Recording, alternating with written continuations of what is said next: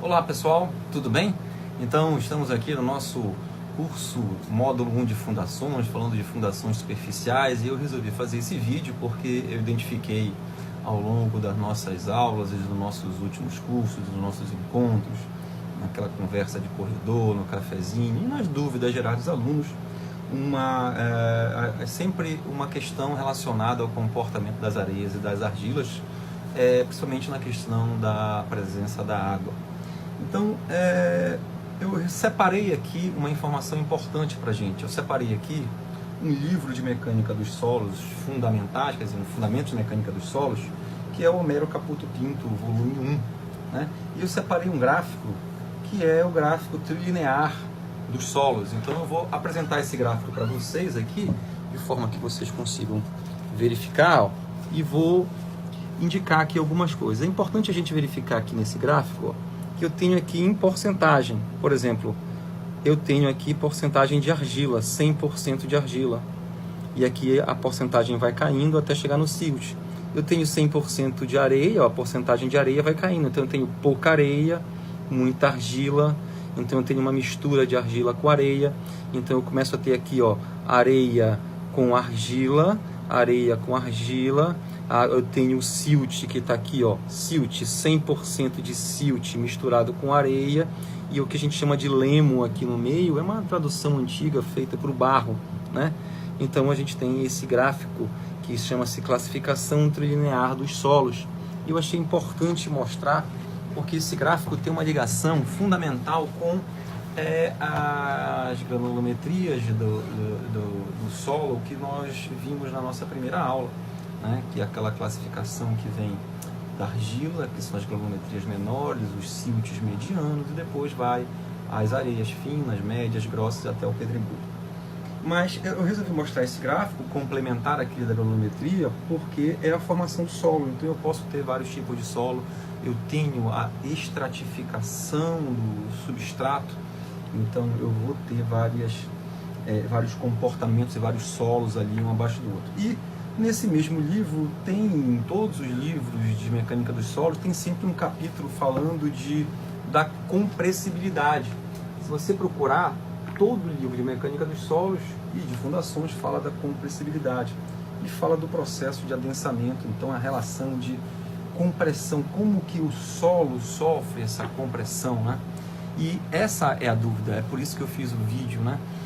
Na presença da água, a areia se comporta, como a areia tem um solo granular, são grãos que estão com espaços de vazios. Quando ela sofre uma pressão, porque a nossa fundação superficial vai fazer uma pressão vertical para baixo, aqueles grãos eles começam a ocupar os espaços de vazio e se encaixar. Então, os espaços de vazio estavam preenchidos com água, porque nós falamos aqui que era de um solo saturado. E o que acontece com a areia? Com a areia, quando ela sofre essa compressão, a água ela é expulsa. Então a poropressão ela é nula, né? Toda a pressão da água ela é expulsa e a gente desconsidera, né, no peso específico do solo saturado, da areia saturada, a gente desconsidera a água. Então essa era a questão da gente fazer essa explicação. E complementando a dúvida, surgiu sobre o comportamento da argila. Como é que é a água na argila, né? Eu tenho uma camada de areia e eu tenho nível d'água e logo abaixo eu tenho uma argila. A argila, a água está intrínseca nela, né? Mas assim também como eu tenho uma água que está ao redor. Então eu tenho a água que está coesa com as partículas de argila e tenho a água que está ao redor das argilas, das partículas das argilas. Então eu tenho uma água intrínseca e tenho uma água que está no contorno da argila. Essa água na argila tem um comportamento diferente, ela vai fazer uma pressão contrária, então vai ter uma poropressão. Então essa argila, quando ela for comprimida, né, ela vai ter uma deformação, mas vou ter contrário uma poropressão. Eu vou ter que desconsiderar essa poropressão também, mas não é que nem na água que ela vai ser completamente expulsa, é nula. Eu não considero, na argila eu considero. Eu tenho uma poropressão, então eu tenho uma tensão efetiva que eu vou ter que considerar ali, fazer a conta considerando a poropressão.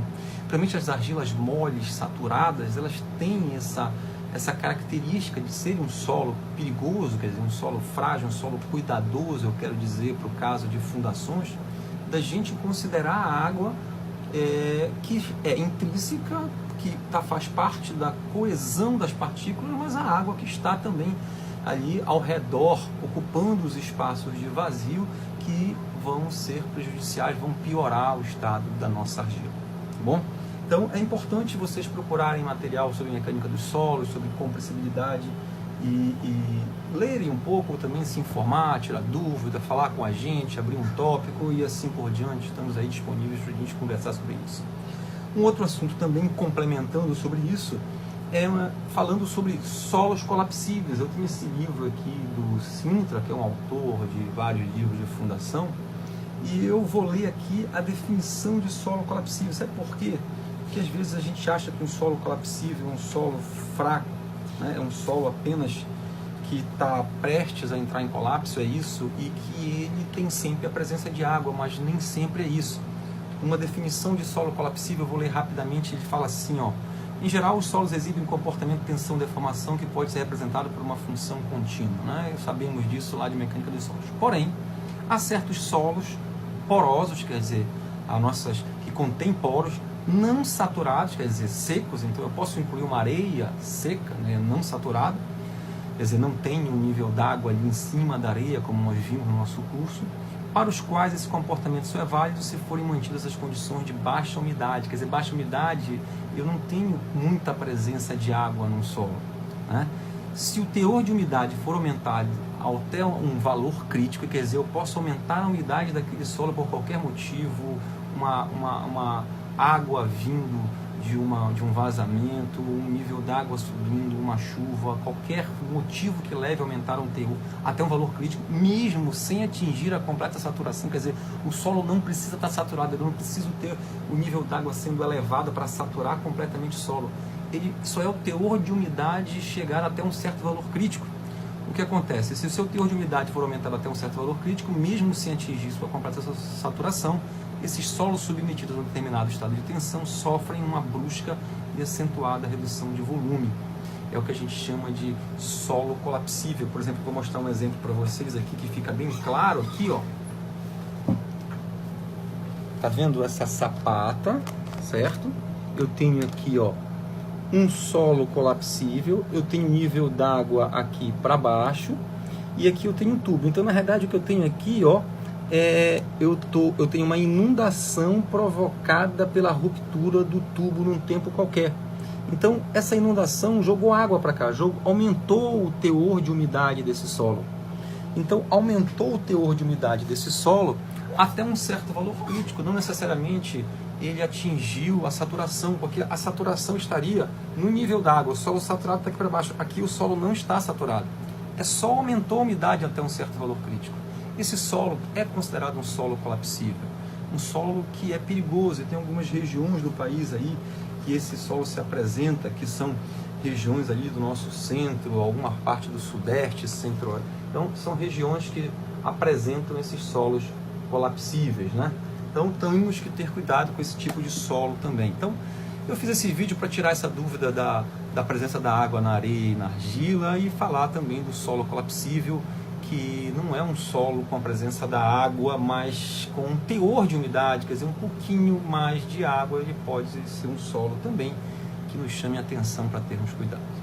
Tudo bem, pessoal? Então vamos discutir isso, vamos perguntar, vamos pesquisar, ler e tirar as dúvidas e conversar sobre isso, e eu espero que eu tenha ajudado com esse vídeo a esclarecer aí as dúvidas que o pessoal teve e está tendo ao longo do curso. Um grande abraço, pessoal, e até o nosso próximo encontro.